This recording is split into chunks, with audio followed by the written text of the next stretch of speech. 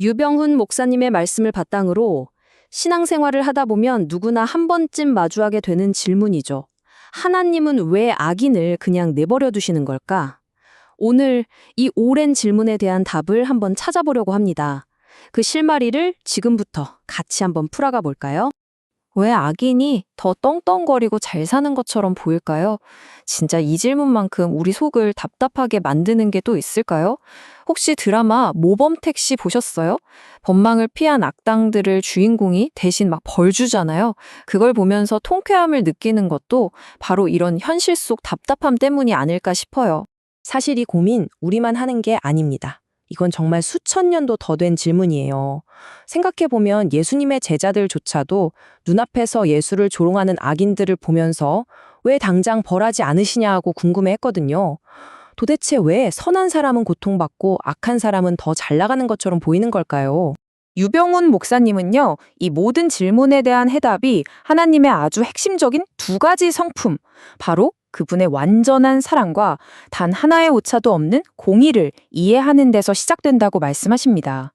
이 두 가지가 어떻게 답이 될 수 있는지 지금부터 세 가지 이유를 들어서 차근차근 살펴보겠습니다. 자, 하나님께서 심판을 미루시는 첫 번째 이유. 그건 바로 의롭게 살아가려는 당신의 자녀들을 보호하시려는 사랑 때문입니다. 예수님이 이걸 아주 기가 막힌 비유로 설명해 주셨어요. 바로 밀과 가라지 비유인데요.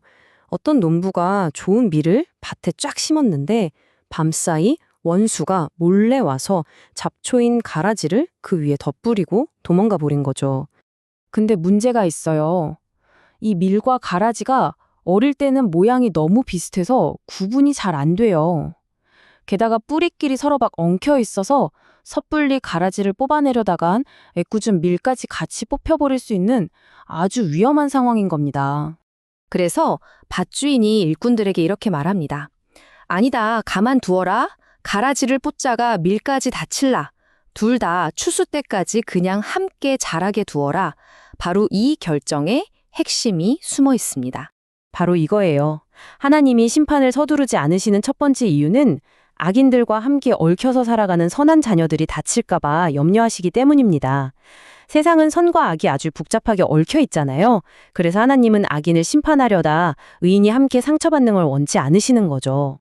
두 번째 이유는 바로 악인에게조차 돌이킬 기회를 주시는 하나님의 놀라운 긍휼, 그 사랑 때문입니다. 이 말씀에 하나님의 마음이 그대로 담겨 있습니다. 하나님이 진짜 원하시는 건 심판이나 파멸이 아니에요. 그보다는 아무리 악한 사람이라도 그 잘못된 길에서 돌이켜서 생명을 얻는 것, 그걸 훨씬 더 기뻐하신다는 겁니다. 유병우 목사님은 이걸 의사의 비유로 설명하세요. 의사가 환자한테 이 약 안 드시면 죽습니다 라고 말하는 게 저주가 아니잖아요. 제발 약 먹고 살아달라는 간절한 호소죠. 하나님의 심판에 대한 경고도 마찬가지입니다. 우리를 겁주려는 위협이 아니라 제발 생명의 길로 돌아오라는 사랑의 초대장인 셈이죠. 구약에 나오는 놋뱀 사건을 보면 이게 더 확실해져요. 불뱀에 물려서 사람들이 막 죽어갈 때 하나님은 장대 위에 달린 놋뱀을 쳐다보기만 하면 살 거라고 좀 상식 밖의 방법을 알려주셨죠. 그때 자기 생각을 내려놓고 그 말씀을 믿고 쳐다본 사람들은 모두 살았습니다. 이처럼 하나님은 악인이 잘 나가는 것처럼 보이는 바로 그 시간 속에서도 끊임없이 돌아올 기회를 주고 계신 겁니다. 그 기다림의 시간은 바로 우리에게 선택의 기회를 주시는 사랑의 시간인 거죠. 자, 이제 마지막 세 번째 이유입니다. 이것은 하나님의 사랑과 공의, 이 두 가지를 동시에 완벽하게 이루시는 그분의 놀라운 지혜에 대한 이야기입니다. 유병훈 목사님이 드시는 아주 강력한 비유가 하나 있습니다. 한번 상상해 보세요. 정의와 사랑으로 백성들의 존경을 한 몸에 받는 왕이 있습니다. 그런데 어느 날 그 왕이 세상에서 가장 사랑하는 어머니가 사형에 해당하는 끔찍한 죄를 저지른 거예요. 왕은 완전한 딜레마에 빠집니다. 법대로 어머니를 처벌하자니 이건 아들로서 차마 할 수 없는 사랑 없는 행동이고요. 그렇다고 어머니를 용서하자니 나라의 법을 무너뜨리는 공의 없는 왕이 되고 맙니다. 사랑과 공의, 둘 중 하나는 무조건 깨져야만 하는 상황이죠. 그때 왕이 정말 놀라운 해결책을 내놓습니다.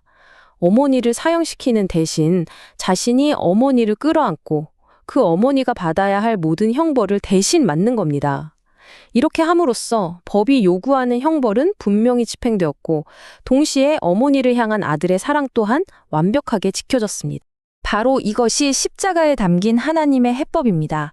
죄의 대가는 반드시 치러져야 한다는 하나님의 공의를 그분의 아들인 예수님이 우리를 대신해서 그 형벌을 받으심으로 완벽하게 만족시키셨습니다.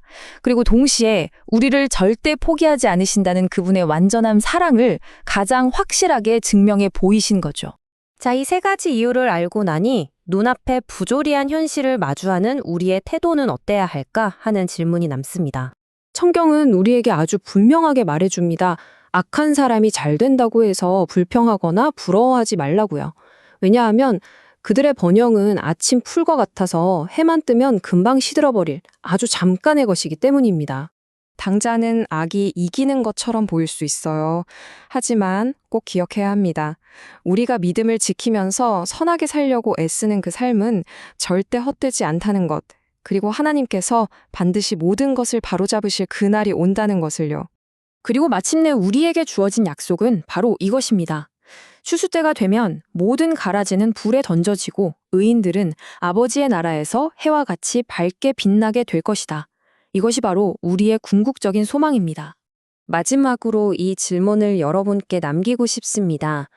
언젠가 해와 같이 빛날 존재로서 오늘 하루를 살아간다는 것은 당신에게 어떤 의미인가요?